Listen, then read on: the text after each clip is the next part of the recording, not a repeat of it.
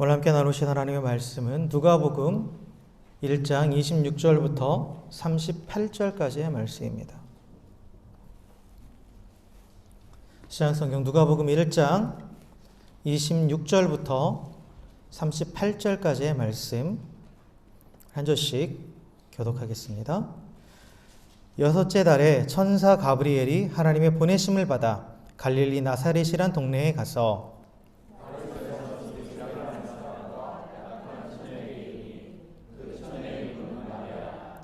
그에게 들어가 이르되 은혜를 받은 자여 평안할지어다 주께서 너와 함께 하시도다 하니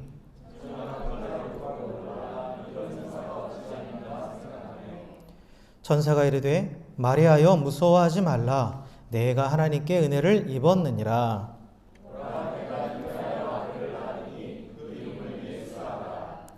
그가 큰 자가 되고 지극히 높으신 이의 아들이라 일컬어질 것이요 주 하나님께서 그 조상 다윗의 왕위를 그에게 주시리니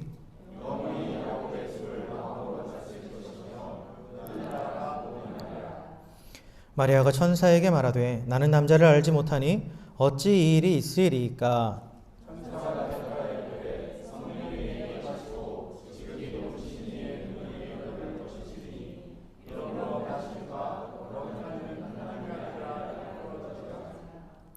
보라 내 친족 엘리사벳도 늙어서 아들을 배었느니라. 본래 임신하지 못한다고 알려진 이가 이미 6달이 되었나니. 함께 읽습니다. 마리아가 이르되 주의 여정이오니 말씀대로 내게 이루어지이다 하매 천사가 떠나가니라. 아멘. 아멘. 할렐루야. 예. 우리 옆에 계신 분하고 이렇게 인사했으면 좋겠습니다. 당신의 얼굴을 보니 내 마음이 참 시원해집니다. 이렇게 인사하겠습니다. 네. 네. 네. 더운 날씨에는 시원한 게 최고죠. 네. 자, 우리는 계속해서 지금 예수님의 탄생을 기념하며 또 예수님의 다시 오심을 기다리는 대림절의 기간을 지금 지내고 있죠. 대강절의 기간을 지내고 있습니다.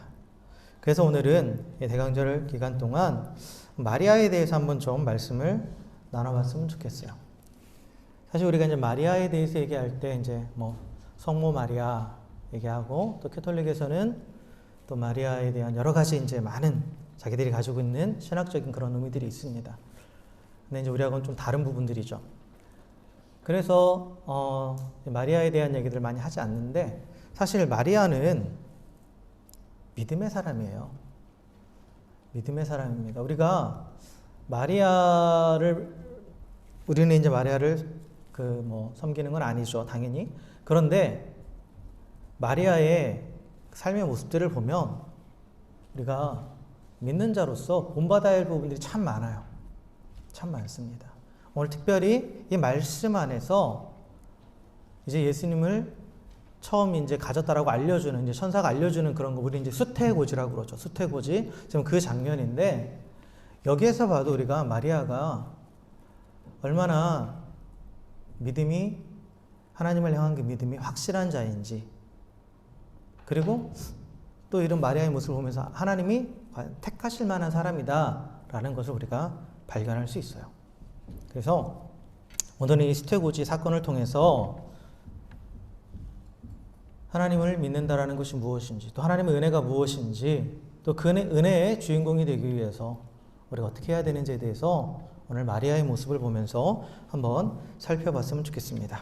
자, 먼저 오늘 본문으로 가면 26절과 27절은 그 사건의 전체적인 배경을 지금 그려주고 있죠. 그래서 시간적인 배경이 언제냐면 6째 달에 라고 되어 있어요. 6째 달에.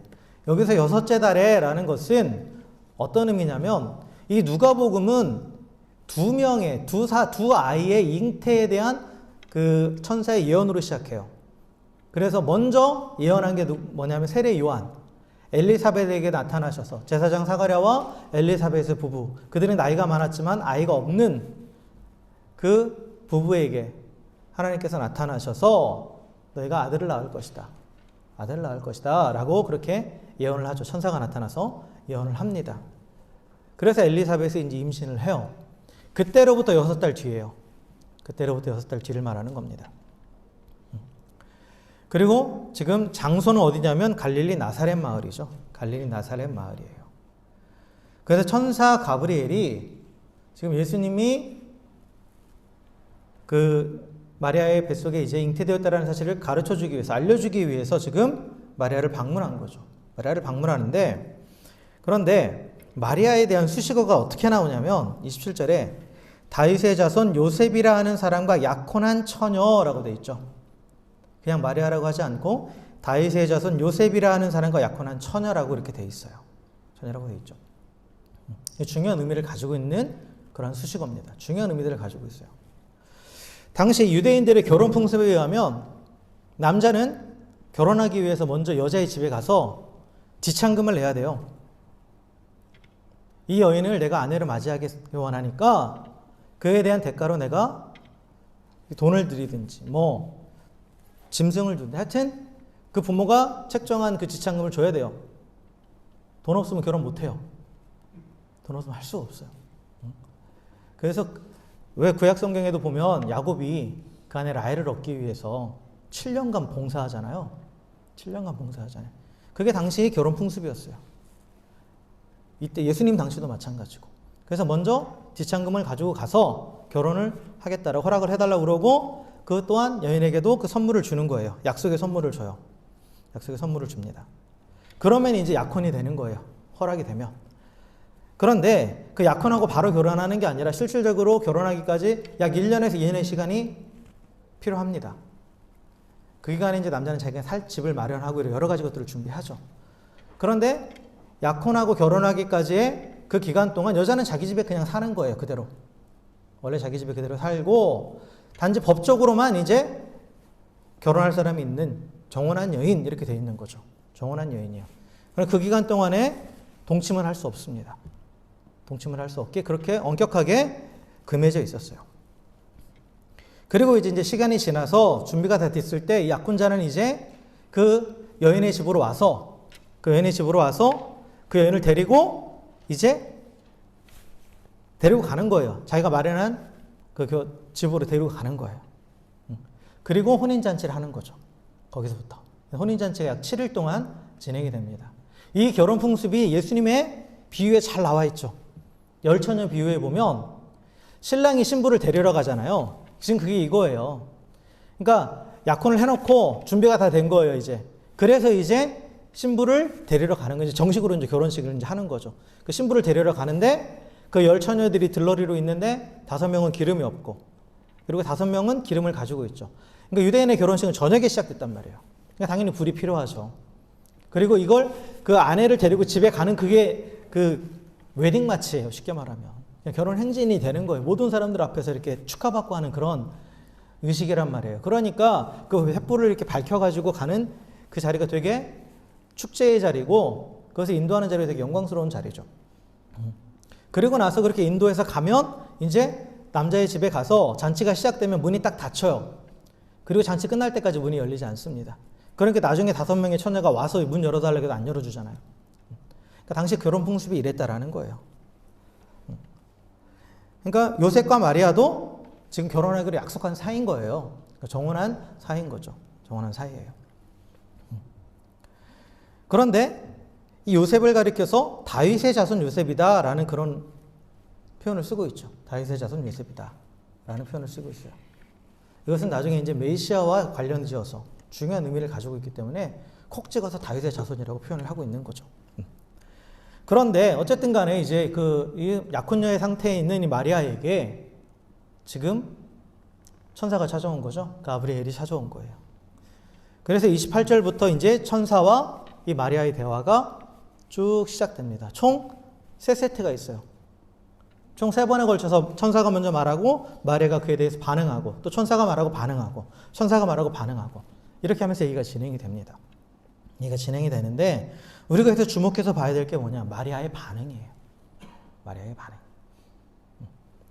자, 그러면 하나하나 우리가 들여다보면 28절에 보니까 마리아를 향해서 천사가 뭐라고 말하냐면, 은혜를 받은 자여 평안할지어다, 주께서 너와 함께 하시도다 라고 이렇게 문안 인사를 하는 거죠.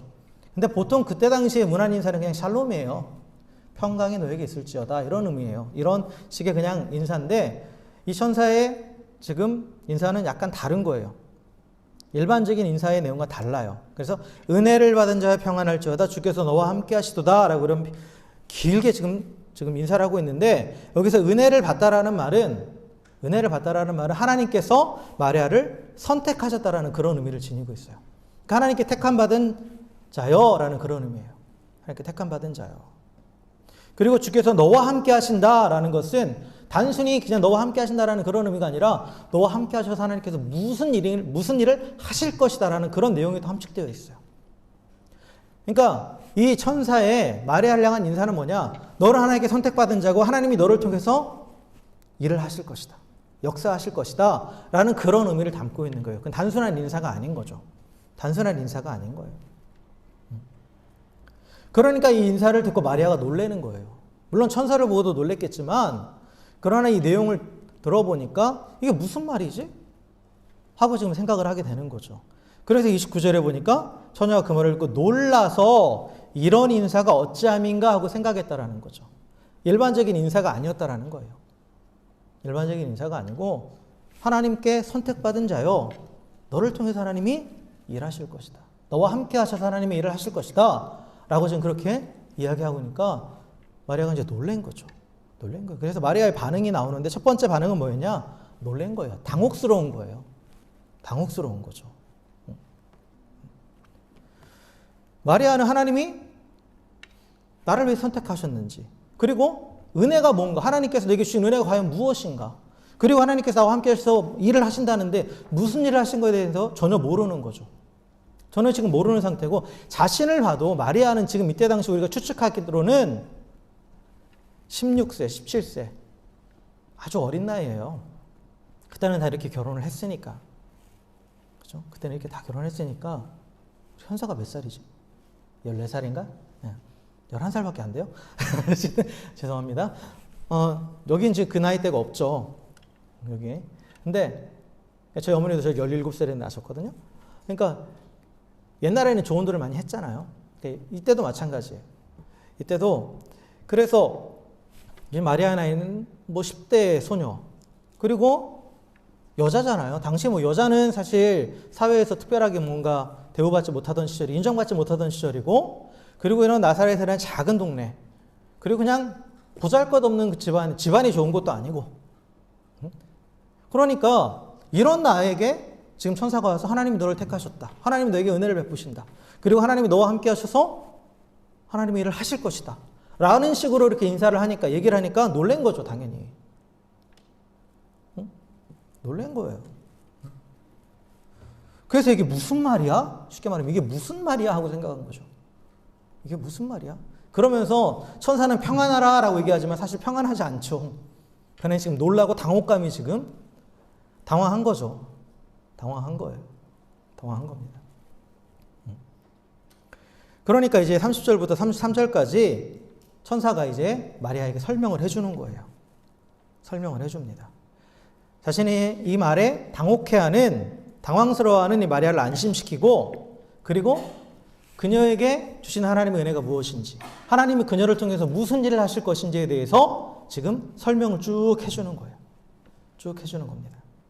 30절에서 천사가 다시 한번 마리아에게 너 하나님의 은혜를 입은 자다, 하나님의 은혜를 받은 자다라는 것을 강조하면서 다시 한번 너는 하나님께 선택받은 자다라는 것을 다시 한번 강조하고 있어요.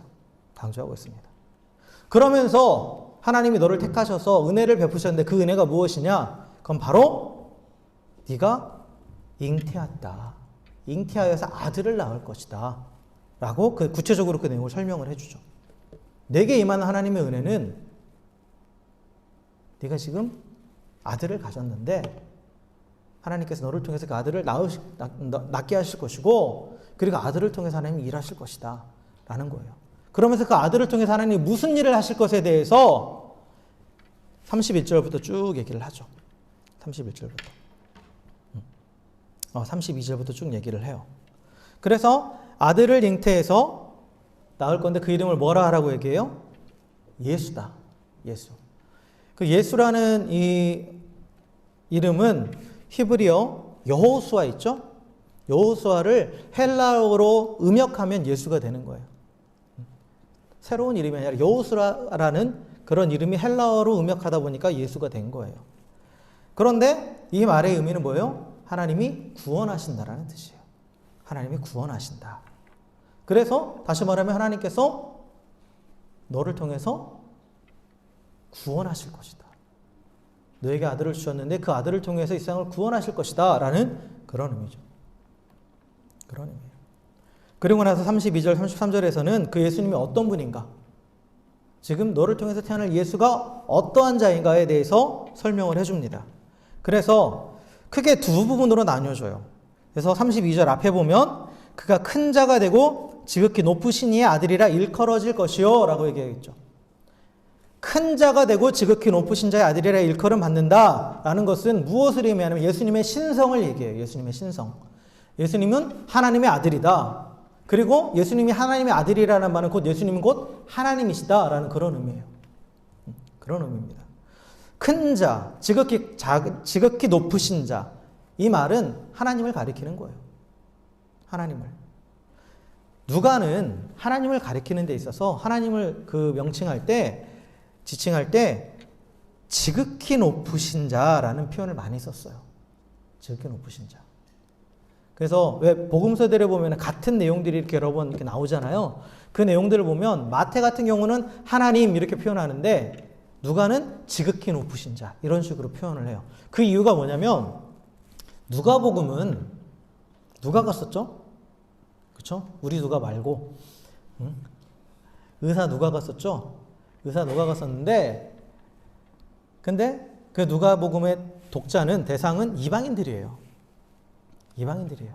근데 그들에게 야훼라는 호칭, 하나님이라는 호칭보다는 그들이 흔히 자신들이 신으로 그들이 생각하는 최고의 신은 지극히 높으신 자라는 표현을 썼어요. 그들은 그 신에 대해서 지극히 높으신 자라는 그 표현이 그들한테 익숙한 거예요. 그러니까 그 표현을 가지고 하나님을 가리키는 표현으로 쓴 거예요. 독자에게 맞춘 거죠. 맞춰진 거죠. 어쨌든 간에 네가 낳을 아들이 예수인데 그 예수는 하나님의 아들이다. 그리고 하나님의 아들은 곧 하나님이에요. 왜냐하면 예수님께서 당신을 하나님의 아들이라고 밝히셨을 때 당시 유대인들이 예수님을 돌로 쳐 죽이려고 그랬어요. 왜요? 신성모독으로. 그 신성모독은 뭐냐? 자신을 하나님이라고 했다 이거예요. 예수님은 내가 하나님의 아들이라고 말했는데 자신을 하나님이라고 했다라는 거죠. 그러니까 하나님의 아들이라는 표현은 하나님과 동격이라는 의미를 가지고 있어요. 결국 그 예수님은 하나님이심을 가르쳐주는 거예요. 그러니까 예수님의 신성에 대해서 먼저 얘기를 하죠. 그리고 또한 그 예수님에 대해서 두 번째로 뭐라고 얘기하느냐? 다윗의 보좌에 앉아 이스라엘을 다스릴 자라고 그렇게 얘기하죠. 이게 예수님의 사역을 가리키는 거예요. 그런데 예수님의 사역, 그래서 다윗의 보좌에 앉아서 영원히 이스라엘을 다스린다. 이것은 결국 누구를 향한 표현이냐? 메시아를 향한 표현이에요. 메시아를. 전통적으로 메시아는 다윗 가문의 후손으로 예언되어 있었어요. 다윗 가문의 후손으로. 그래서 시편 89편 3절과 4절에 보면 주께서 이르시되 나는 내가 택한 자와 언약을 맺으며 내 종 다윗에게 맹세하기를 내가 내 자손을 영원히 견고히 하며 내 왕위를 대대에 세우리라 하셨나이다 라고 이렇게 기록되어 있죠. 하나님께서 다윗의 왕위를 견고히 세우죠. 그러나 이때 이미 유다는 망했는데 그 왕권은 무너졌죠. 그런데 그걸 다시 세우고 그 왕위를 영원히 한다. 이것은 메시아의 오심에 대한 그런 예언으로 다 받아들였단 말이에요. 그러니까 이렇게 얘기하면 아 이게 메시아에 관한 얘기구나 라는 걸 다 알았다라는 거예요. 그래서 천사가 이 아들이 다윗의 자손이 될 것임을 강조하면서 그 아들이 약속하신 메시아다라는 걸 가르쳐 주는 거죠. 그러니까 27절에서도 제가 얘기했지만 요셉을 그냥 요셉이라 안 하고 다윗의 자손 요셉이라고 얘기하잖아요. 그게 바로 이 메시아와 연결짓기 위해서예요.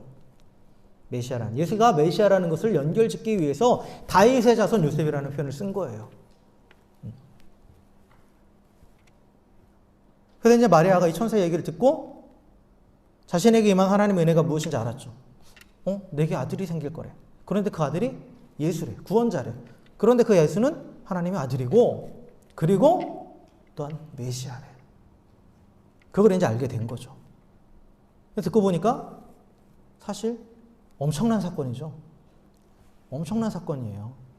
지금까지 살아보면서 한 번도 생각 안 해봤겠죠. 이런 일들에 대해서는. 자신을 통해서 메시아를 보내시겠다니 도무지 믿기지 않았을 거예요.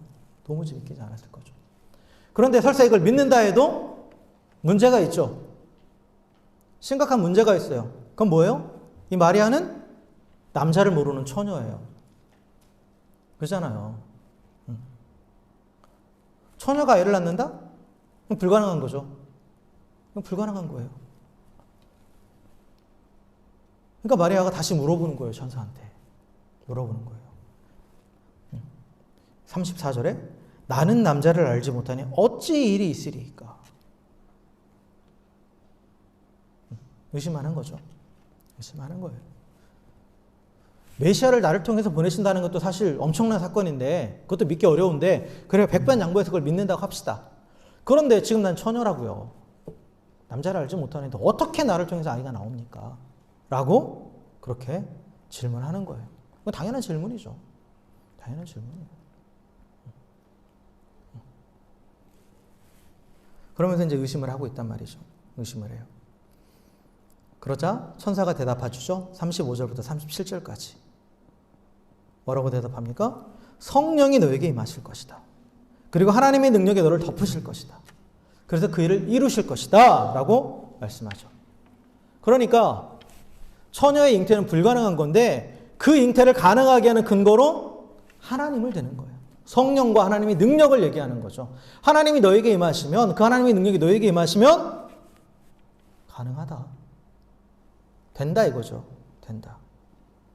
여기서 하나님의 능력이 그녀를 덮는다라는 표현을 쓰잖아요. 이 덮는다라는 것은 구약성경에서 많이 쓰인 거예요. 하나님의 임재를 나타내는데 하나님의 임재가 임할 때 이스라엘의 성막에 구름이 덮이고 그렇죠. 이스라엘 백성 전체를 구름기 등에 덮고 이 덮는다라는 그런 표현을 많이 쓰죠. 이게 하나님의 임재를 상징하는 거예요. 즉 하나님이 너에게 임하시고 하나님의 능력이 너 가운데 임하면 처녀가 잉태할 수 있다라고 그렇게 선포하죠. 그러면서 하나의 근거를 대주는 게 뭐냐? 자기 친척 엘리사벳과 마리아는 친척 관계였어요. 그 친척 엘리사벳이 임신했다라는 사실을 알려주는 거예요. 엘리사벳이 임신이 불가능했는데 이미 나이가 너무 많아서 여자로서의 기능이 다 이미 멈춰버린 그 엘리사벳에게 아들이 생겼다. 벌써 6개월 됐다. 6개월 됐다. 라고 얘기하죠. 너에게도 똑같은 일이 있을 것이다. 라고 그렇게 얘기하고 있어요. 그리고 37절에서 못을 박죠. 못을 박습니다. 이 말씀 한번 읽어보셔야 돼요. 우리 다 같이 37절 읽겠습니다. 시작. 대저 하나님의 모든 말씀은 능하지 못하심이 없느니라 라고 말하죠. 하나님이 말씀하셨다. 그러니까 그대로 된다. 하나님은 불가능한 것이 없다 라고 딱 못을 박아요. 선언을 하죠. 선언을 해요. 그러니까 38절에서 마리아가 더 이상 묻지 않죠. 이제 더 이상 묻지 않아요. 그리고 이렇게 말합니다. 주의 여정이 오니 말씀대로 내게 이루어지이다 라고 이렇게 얘기하죠. 그 말씀대로 자신에게 이루어질 것을 소원하고 있는 거예요. 천사의 메시지에 수긍하고 하나님 밑에서 겸손하게 지금 받아들이는 거죠. 받아들이는 거예요. 근데 여기서 여종이라는 말은 노예를 가리키는 거예요. 노예. 노예는 선택권이 없어요. 사실. 하나님은 나의 주님이시고 주인이시고 나는 노예입니다. 그러니까 하나님이 원하시는 대로 뜻하시는 대로 그렇게 하십시오 라고 철저한 순종을 지금 얘기하고 있는 거예요. 철저한 순종을. 보세요. 갑작스러운 천사의 방문, 그리고 믿기 어려운 이 메시지에 대한 마리아의 태도가 처음에는 당혹스러움에서 시작해서 그 다음에는 의심으로 바뀌고 그 다음에는 전적인 순종으로 결론 내려지죠. 마리아가 확신하고 순종하기로 결단했다는 것은 뭐를 보면 알 수 있냐? 천사가 더 이상 얘기하지 않고 떠났다라는 거예요. 더 이상 만약에 마리아가 흔들리고 뭐 의심하고 그랬다라면 더 얘기를 하든지 아니면 사가랴처럼 어떤 그 하나님께서 너를 통해서 보여줄 증표를 보여주겠다 이런 식으로 했든지 했겠지만 마리아가 그걸 확신했다라는 거죠. 그러니까 천사가 더 이상 말 안 하고 떠난 거예요. 이제. 자기 소임을 다 했으니까. 근데 마리아의 이런 모습이 사실 하나님의 은혜에 대해서 우리가 일반적으로 보여지는 반응들이에요. 다 이런 단계를 거칩니다. 다 이런 단계를 거쳐요. 그래서 하나님의 은혜가 우리 가운데 임할 때 우리도 첫 번째로 사실 그 하나님의 은혜의 크기를 생각하면 마리아처럼 반응할 수밖에 없어요. 왜 나에게? 나 같은 자에게? 나같이 부족한 자에게? 라고 그렇게 얘기할 수밖에 없다라는 거예요. 그러니까 마리아는 하나님 나라의 왕, 하나님 아들이 성육신하는 통로로 쓰임받게 되었어요. 그런데 그게 마리아에게 어떤 자격이 있어서가 아니죠. 특별한 자격이 있었던 게 아니었어요. 마리아 스스로도 알아요. 그러니까 이렇게 물어본 거예요. 왜 나한테? 라고 물어본 거죠. 그러니까 천사가 뭐라고 말해요? 하나님의 은혜다. 하나님이 너를 선택하셨다라는 거죠. 하나님이 선택하셨다라는 거예요. 하나님이. 그게 은혜의 가장 기본적인 요소예요. 하나님의 주권에 있다라는 거죠. 하나님의 주권. 하나님이 선택하신다라는 거예요. 하나님 우리를 선택하셨습니다. 믿으십니까? 우리 하나님이 창세전부터 택하셔서 그의 아들들이 되게 하시려고 예정하신 자들이에요. 에베소서에 보면. 그죠? 하나님의 선택이 있었어요. 우리가 어떤 자격이 있어서가 아니라 하나님의 주권으로 선택하신 거예요. 여러분 나중에 하나님 앞에 가서 물어봐 보세요. 하나님 저를 왜 택하셨어요? 그러면 아마 그렇게 대답하실 거예요. 그냥 이유 없어 라고 얘기하시겠죠. 뭐 이유가 있다면 딱 하나, 사랑하니까죠. 사랑하니까. 근데 나를 왜 사랑하세요? 하면 너니까죠. 너니까예요. 어떤 조건을 보고 사랑하는 게 아니라. 여러분 남편분들 아내를 사랑하시죠? 대답을 안 하세요. 사랑하시죠? 깜짝 놀라시네. 네? 왜 사랑하세요? 왜 사랑하세요? 너니까 사랑하는 거죠. 당신이니까. 그죠? 다들 아닌 것 같아요. 저만 그런 것 같아요. 근데 어쨌든 간에 진정한 사랑은 사실 이유가 없는 거예요. 이유가 없는 거죠. 하나님이 우리를 향한 사랑은 사실 이유가 없는 거예요. 그냥 너니까예요. 너니까. 그러니까 하나님이 주권적으로 우리를 택하신 거죠. 선택하신 거예요. 그리고 우리와 함께 하신다라는 거죠. 함께 하심을 통해서 하나님이 크고 놀라운 일들을 이루어 가시겠다라는 거예요. 그게 은혜입니다. 은혜. 그게 하나님의 은혜예요. 그러니까 하나님의 은혜를 우리가 단순히 내가 원하는 것이, 바라고 소망하는 것이 이루어지는 것으로만 생각하는데 그게 아니라 하나님이 나를 택하셔서 나와 함께 하시면서 또 나를 통해서 하나님을 해나가시는 것. 그게 진정한 은혜예요. 그게 진정한 은혜입니다. 복에 대해서 얘기할 때도 말씀드렸죠. 복은 내가 잘 되는 것을 말하는 게 아니에요. 성경이 말하는 복은 하나님이 주신 기능을 제대로 감당하면서 이 땅 가운데에 하나님이 맡기신 역할들을 제대로 감당할 수 있도록 하나님이 힘을 주시는 게 복이라고 그랬어요. 은혜도 마찬가지의 개념으로 하나님의 뜻을 이뤄갈 수 있도록 하나님이 나를 택하셔서 함께 하시면서 그 일들을 감당하게 하시는 게 하나님의 은혜예요. 하나님의 은혜라는 거죠. 그런데 그 하나님의 일은 우리가 생각할 수 없는 놀라운 일이라는 거예요. 이런 내가? 이렇게 부족한 내가? 할 정도로 크고 놀라운 일들을 계획하고 계신다라는 거죠. 그래서 우리 지난주에 그 메시아의 이야기를 할 때 예수님께 주어진 이름, 기묘한 모사, 원더풀 카운셀러, 뭐예요? 놀라운 계획자라는 거예요. 우리가 생각할 수 없는 놀라운 일들을 계획하시는 분이라는 거죠. 그러니까 하나님은 그런 분이시라는 거예요. 우리가 생각할 수 없는 놀라운 일들을 계획하시고 은혜로 그것들을 우리 가운데 적용시키시면서 그렇게 우리 삶을 이끌어 가시는 분이라는 거죠. 이끌어 가시는 거예요. 그러니까 우리가 하나님 은혜를 깨달으면 놀랄 수밖에 없는 거예요, 사실. 마리아처럼 당혹스러운 거죠. 나를 보면 이게 아닌데. 그리고 내 능력으로는 절대 안 되는데. 처녀가 아이를 낳을 수 없듯이 지금 나의 모습을 보면 이건 절대 불가능한 일인데. 하고 그렇게 의심하고 놀랄 수밖에 없다라는 거예요. 그런데 어쨌든 하나님 말씀하셨으니까 이제 궁금해지는 거죠. 그래서 물어보는 거예요. 하나님 나는 할 수 없는데 어떻게 하실래요? 라고 이제 우리가 묻게 되는 거죠.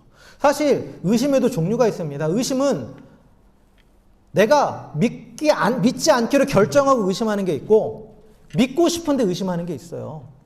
그잖아요. 그러니까 마리아가 하는 의심은 뭐냐? 사실 믿기지는 않지만 그래 하나님께서 나를 통해서 메시아를 보내주신다. 이건 우리가 정말 소망하는 거기 때문에 그렇게 되길 원하는 거예요. 그런데 가만히 생각해 보니까 지금 안 될 게 너무 많단 말이에요. 안 된단 말이에요. 지금. 그러니까 의심을 하는 거죠. 이것이 이루어지지 않기를 바라는 게 아니라 이루어지기를 원하니까 의심하는 게 있는 거예요. 나를 보니까 안 될 것 같거든. 근데 이런 의심에 대해서는 하나님께서 얘기해 주시는 거예요. 설명해 주시는 거예요. 의심한다고 무조건 꾸짖으시는 게 아니에요. 의심의 종류가 있어요. 의심도 종류가 있다는 거죠. 그래서 내 능력으로는 할 수 없는데 어떻게 그 일이 가능합니까? 라고 우리가 물어보게 되는 거예요. 그 하나님의 은혜를 깨달았을 때. 나를 통해서 하나님께서 일하시겠다고 하실 때 그렇게 물어보게 되는 거죠. 그래서 의심의 단계로 넘어갑니다. 자, 보세요. 마리아, 아까도 말씀드렸지만 메시아가 오는 걸 정말 바라는 거예요. 자신을 통해서 메시아가 오시겠다? 믿고 싶어요. 그런데 믿지 못할 분명한 이유가 있죠. 그게 뭡니까? 나는 처녀다 이거예요. 나는 처녀인데 어찌 이 일이 있습니까? 남자를 알지 못합니다. 남자와의 관계를 맺어본 적이 없습니다. 어찌 일이 있습니까? 라고 그렇게 물어보는 거예요. 근데 마리아가 얘기한 것처럼 우리도 사실 하나님이 우리 가운데 은혜를 베풀어 주셔서 내가 너를 통해서 무슨 일을 하시겠다고 말씀하셨을 때 그것이 이루어지지 않을 이유가 훨씬 많아요. 그것이 안 될 이유들이 훨씬 많습니다, 사실. 그래서 한번 곰곰이 생각을 해보세요. 곰곰이 생각을 해보세요. 가정도 꾸려야 되고 또 자녀들도 키워야 되고 뭣도 해야 되고 뭣도 해야 되고 뭣도 해야 되고 나 너무 힘든데 그게 어떻게 돼요? 지금 나의 모습을 보면 너무 부끄러운데 어떻게 그럴 수 있어요? 우리 그렇게 얘기할 수밖에 없죠. 나 자신을 보면 내 환경을 보면 될 이유는 하나도 없습니다. 하나님의 약속, 하나님의 계획대로 될 이유가 요즘 표현으로 말하면 한 개도 없어요. 한 개도. 한 개도 없어요. 오히려 불가능한 이유가 훨씬 많죠. 그건 눈에 확 들어오죠. 안 된다고요. 안 된다고. 근데 저기서 중요한 건 뭐냐? 하나님의 계획, 하나님의 말씀이 이루어지는 것은 하나님의 계획하셨고 하나님이 말씀하셨기 때문이라는 거예요. 이 천사의 대답은 그거예요. 하나님의 말씀은 그대로 이루어진다. 내용과 상관없다 이거죠. 누가 말했느냐가 중요한 거예요. 누가 말했느냐. 우리는 내용을 보고 한번 들어보고 하나님의 계획이 어떤 건지 하나님의 내용이 그 뜻이 어떤 건지 한번 들어보고 우리는 판단하죠. 이게 될 것이다 안 될 것이다. 그죠? 그 내용을 보고 판단해요. 근데 내용은 중요하지 않다예요. 누가 말했느냐? 하나님이 말씀하셨다 하는 거죠. 그러니까 천사가 그러는 거예요. 하나님의 모든 말씀은 능하지 못함이 없다라는 거죠. 하나님이 말씀하셨으니까 된다 이거예요. 그러니까 우리가 집중해야 될 건 뭐냐? 어떠한 내용이 아니라 누가 말했느냐예요. 그 말하신 분을 바라보라는 거죠. 말씀하신 분을 바라보라는 거예요. 내게 소망을 주시는 분을 바라보라는 거예요. 근데 우리는 그 내용을 보죠. 주변 환경을 보잖아요. 그러니까 안 될 이유들이 너무나 많죠. 그러니까 내가 포기해버리는 거. 그러니까. 하나님은 말씀하시는 분이시고 또 말씀하신 것을 반드시 성취하시는 분이십니다. 그래서 하나님의 말씀은 하나도 땅에 떨어짐이 없고 그 말씀은 영원하다고 말씀하시죠. 성경은.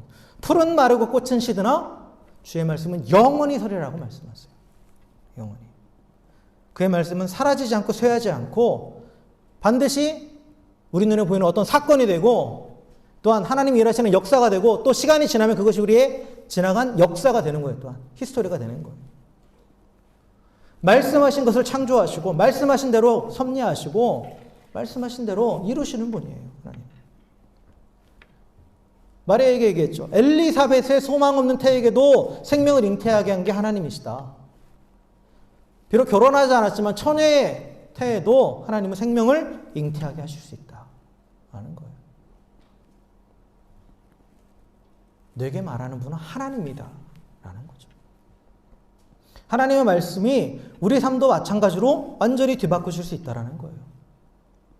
우리 스스로 생각했을 때 여전히 죄 가운데 있고 여전히 무기력한 가운데 있다 할지라도 하나님은 우리 안에 은혜의 말씀을 허락하셨을 때 그 말씀은 하나님이 말씀하셨기 때문에 그대로 이루어지는 거예요.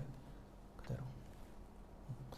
우리의 믿음에는 한계가 있습니다. 솔직히 말하면 우리의 믿음은 한계가 있어요. 우리가 믿는다는 것은 사실 우리가 아는 만큼 믿는다고 제가 말씀드렸죠. 내 지식의 한계를 넘어서지 못해요, 사실. 그러니까 솔직히 인정하세요. 우리 믿음에는 한계 있어요. 그러나 하나님께는 한계가 없다라는 거죠. 하나님의 말씀에는 한계가 없다라는 거예요. 그래서 우리는 내게 은혜를 주시는 분, 내게 말씀하시는 분, 나를 통해 일하기 원하시는 분, 그분이 하나님이시구나. 그럼 그분이 하시네. 그분이 하시겠네. 라는 거죠. 그럴 때 뭐가 나오는 거예요? 마리아처럼 말씀대로 내게 이루어지이다 라고 고백할 수 있는 거예요. 이게 순종이죠. 순종. 순종은 결국 하나님을 바라볼 때 되는 거예요. 내 상황과 형편을 바라보고 내가 할 수 있을 것 같으니까 순종하는 게 아니에요. 할 수 없는데 하나님을 보니까 하는 거예요. 그게 순종입니다. 그러니까 마리아의 말은 이런 뜻이에요. 사실 마리아가 천사의 말을 다 이해했을까요? 처녀의 몸에서 애가 난다? 이게 이해돼요? 말이 안 되죠. 이해 안 돼요. 근데 마리아는 뭐에 딱 꽂힌 거예요? 하나님의 말씀이다. 그 말씀은 불가능한 게 없다. 이게 딱 꽂힌 거예요. 그러니까 이렇게 대답하는 거죠. 나는 무슨 뜻인지 솔직히 잘 모르겠습니다. 무슨 뜻인지는 잘 모르겠는데 그런데 하나님의 선하심과 하나님의 전능하심을 믿습니다. 그리고 나는 당신의 노예입니다. 그러니까 당신이 말씀하신 대로 당신이 뜻하신 대로 행하시옵소서 라고 그렇게 고백하는 거죠. 더 많은 것을 알려달라고 그렇게 요구하는 게 아니라 하나님이 어떤 분인지에 대한 신뢰가 있으니까 하나님의 성품에 대한 신뢰가 있으니까 이해되지 않지만 그러나 그걸 받아들이는 거예요. 사실 믿음이라는 게 이런 겁니다. 무턱대고 믿는 건 아니에요. 우리는 최대한 하나님께서 이해할 수 있도록 도와달라고 구하는 거예요. 그러나 우리 이해의 영을 분명히 뛰어넘는 영역이 있어요. 하나님의 뜻은. 그럼 그것은 하나님의 영역이기 때문에 그냥 받아들이는 거예요. 그냥 받아들이는 거죠. 그리고 하나님께서 일하실 것을 고백하는 거죠. 나는 순종하겠다라고. 이끄시는 대로 순종하겠다라고. 그렇게 고백하는 거예요. 그래서 마리아는 이 하나님의 은혜를 받았다. 하나님의 은혜를 받았다라는 그 자체를 그냥 은혜로 그냥 받아들인 거예요, 이제. 겸손하게 은혜를 받아들이고 그 말씀대로 이루어지기를 소망하는 거죠. 자, 그런데 여기서 한 가지 우리가 짚고 넘어가야 될 게 있어요. 마리아에게 임한 그 하나님의 은혜가 진짜 은혜예요? 처녀가 애를 낳는 게 은혜입니까? 한번 생각해 보세요. 본인의 입장에서 당시 상황을, 시대 상황과 여러 가지 주변의 여건들을 한번 보세요. 처녀가 애를 낳았어요. 그것도 정혼한 처녀가. 결혼할 사람이 이미 있는데 근데 애를 낳아버렸어요. 은혜예요? 일반적인 눈으로 봤을 땐 절대 은혜가 아니에요. 그거는. 그때부터는 큰 문제가, 이거는 큰 문제예요, 사실. 큰 문제죠. 큰 문제예요. 결혼한 여인이 엘리사벳처럼 정말 늦은 나이에 애를 낳았다는 건 다 기쁨이고 축복이고 다 은혜라고 얘기하겠지만 남자를 알지 못하고 그리고 약혼한 남자도 있는데 그 남자와는 상관없이 아이를 낳아버렸네? 여러분 같으면 어떻게 생각하시겠어요? 우리가 잘 알죠. 우리는 성경을 보고 알고 결과를 다 알기 때문에 아 은혜구나라고 얘기하지만 이게 은혜겠냐고요, 솔직히. 절대 은혜일 수 없는 거죠. 그 부모부터 해가지고 얼마나 난리가 나겠어요. 그 주변에서. 마리아는 하나님의 성령으로 잉태했다고 얘기하지만 누가 믿겠어요. 미쳤다고 그러지. 그리고 어디 핑계댈 게 없어서 하나님을 들먹이냐고 그러겠죠. 어디 핑계댈 게 없어서. 계속해서 이 아버지가 누구인지 추측이 난무할 것이고 뒤에서 계속 수군거릴 거고 이 마리아는 부정한 여인으로 낙인 찍히겠죠. 실제로 그랬어요. 정혼자 요셉은 마리아와의 관계를 조용히 끊으려고 했죠. 요셉이 젠틀한 사람이었기 때문에 나이스한 사람이었기 때문에 그걸 조용히 끊으려고 했지 그러지 않았으면 이제 막 더 크게 일을 벌렸겠죠. 그래도 어쨌든 그 관계를 끊으려고 했다는 얘기는 뭐예요? 요셉도 마리아를 부정한 여인으로 여겼다라는 거예요. 그러니까 끊으려고 생각했다라는 거죠. 물론 하나님께서 막으시지만.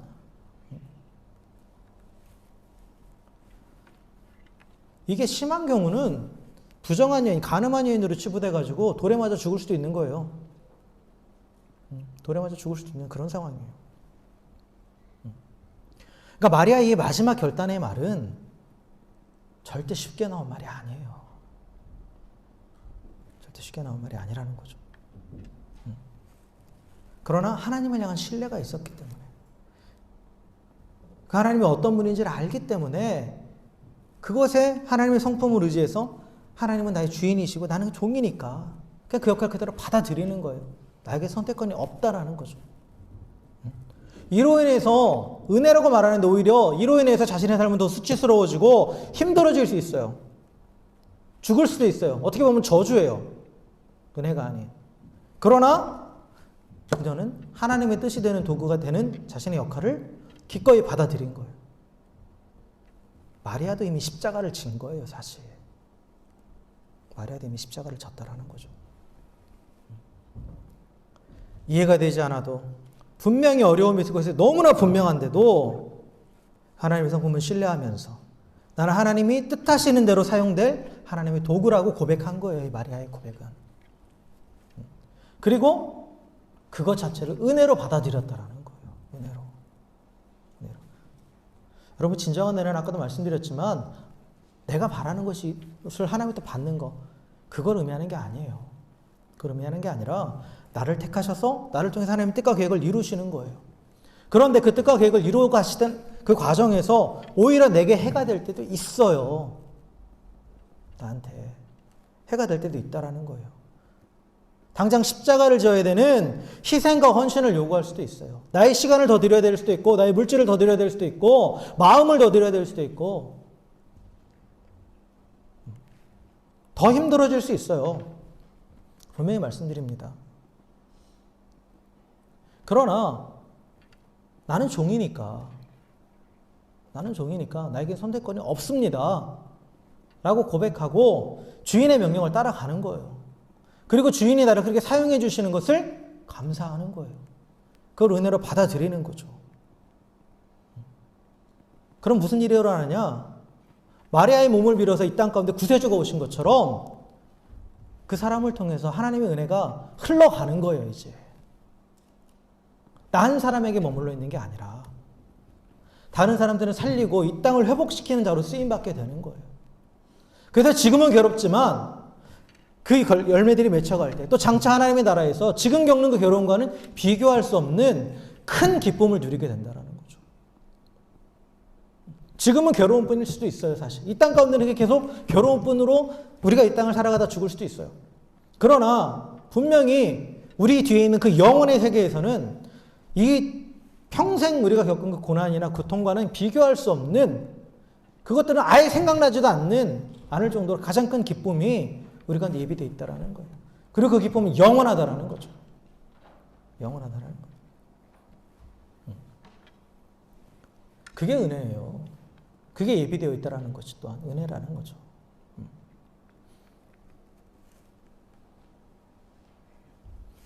내가 하나님의 종이고 또 하나님의 선하심을 믿기 때문에 내 뜻이 아니라 당신의 뜻대로 되기를 원한다고 기도하며 헌신할 때, 순종할 때 하나님은 결국 어떻게 일하셔요? 모든 것을 합력해서, 그렇죠? 내겐 악한 일이 일어난다 할지라도 그 모든 것들을 합력해서 하나님의 선한 일을 이루어 가신다는 거죠.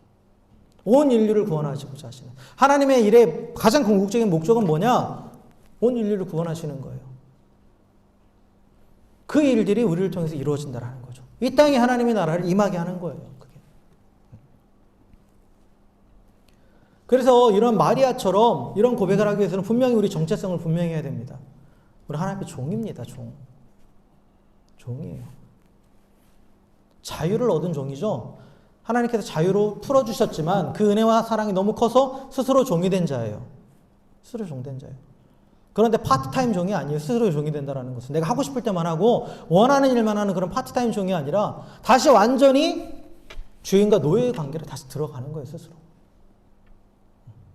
옵션이 없는 거예요. 선택권이에요.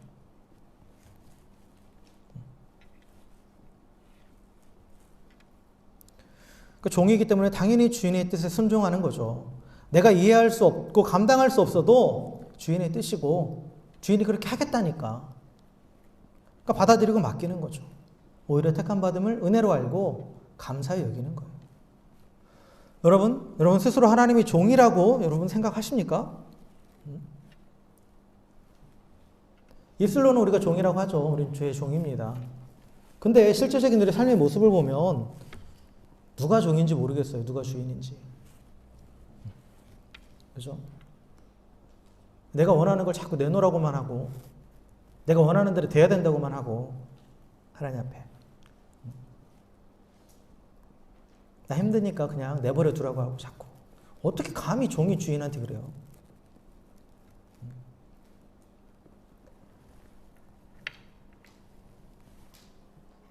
물론 하나님은 우리 좋으신 주인이시기 때문에 그렇게 해도 당장 내치거나 그러진 않아요. 그러나 그 신분을 망각하고 내가 하나님의 종이 되는 게 아니라 하나님을 나의 종으로 부리는 순간 은혜가 다 사라져버리는 거예요.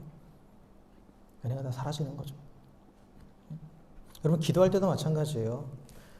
기도할 때 한국에서 우리가 전통적으로 기도에 대해서 잘못 가르친 게 뭐냐면 내가 요구하는 거 다 그냥 하나님께서 무조건 들어주셔야 된다는 식으로 기도하는 거예요. 들어주셔야 된다고. 아니에요. 들어주실 수도 있고 아닐 수도 있어요. 아닐 수도 있어요. 성경의 기도들을 잘 보세요. 말씀을 의지해서 말씀대로 이루어달라고 기도하는 거지 내가 원하는 방향대로 내가 생각하는 좋은 방향대로 해달라고 기도하는 거 없어요. 설사 그렇게 기도한다 하더라도 마지막은 주님 뜻대로 하시옵소서예요. 주님 뜻대로 하시옵소서예요. 예수님도 그러셨죠. 겟세마네에서 이 잔을 피하게 해달라고 간절히 원하시는 것을 말했어요. 그러나 주님 뜻대로 하십시오. 주님 뜻대로 하십시오. 하나님의 생각을 바꾼다고 생각하는데 기도하면서 절대 그게 아닙니다.